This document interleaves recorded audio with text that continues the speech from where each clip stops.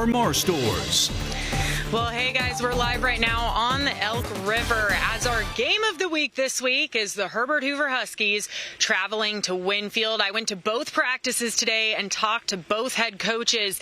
This is a highly contested matchup that a lot of our area is really excited for. They have a recent history of proving to be a very solid matchup. Winfield coming off of a tough 63-0 loss against AAA powerhouse Hurricane. Head coach Eddie Smolder said he thinks facing a strong team like that at the start of the season was a good test. And here at Hoover High, the Huskies are also coming off of a tough loss, 50-19 to Scott.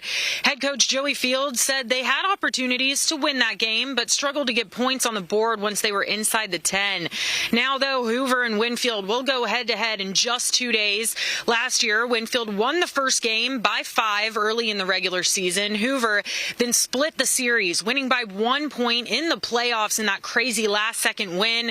So this game should be quite the matchup, which is, of course, why it's our game of the week. You can tune in tonight at 11 o'clock to hear from both head coaches, and, of course, tune in every Friday night for all of your Friday night highlights.